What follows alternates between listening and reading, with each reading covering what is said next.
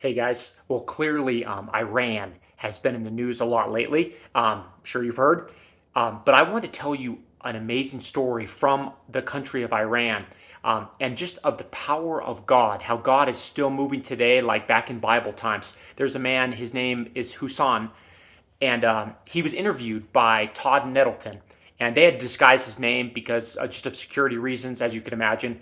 But anyway, what happened was he was holding a Bible study in his apartment there where he lived in Iran. And the police came in and raided, and they went through everything. I mean, they ransacked, they tore pictures off the walls, they took stuff from everywhere and threw it into a big pile in the middle of the floor.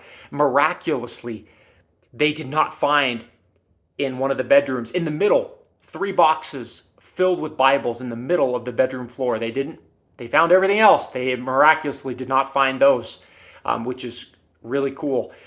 God does miracles all the time in all kinds of ways.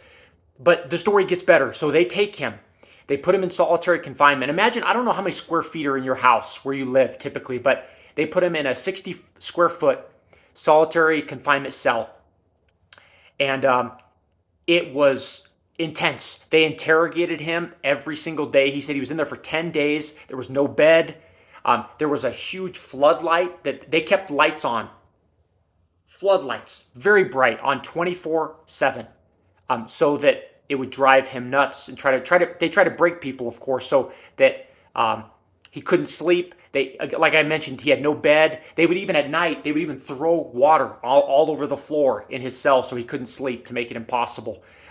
He was in there for 10 days, but they couldn't break his faith.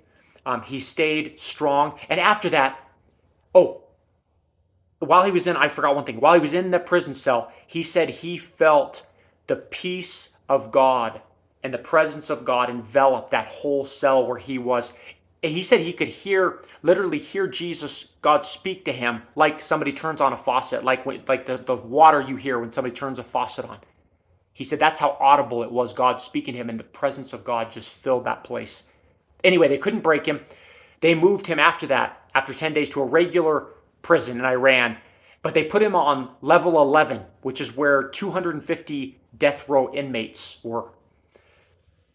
A guard thought that he was a dead man, to put it bluntly. But even there, just like God was with Joseph in the Bible, God was with him, gave him favor with the gangs that ran the prison there, and he survived and he thrived actually in there while he was there. Finally, a judge released him. It was just miracle after miracle after miracle, God helping him, right with him.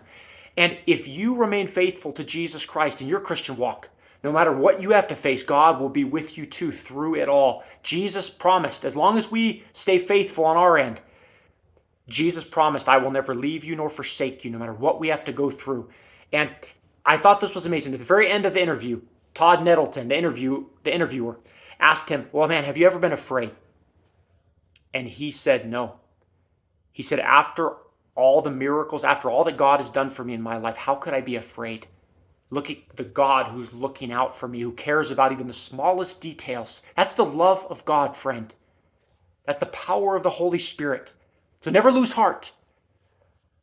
Never lose heart. And the last thing, very last thing, is that the man, Hussein, said, why should I be afraid of what happens in the future? Because either they will kill me eventually or God will just keep doing miracles for me. And he said, which of those two things is bad?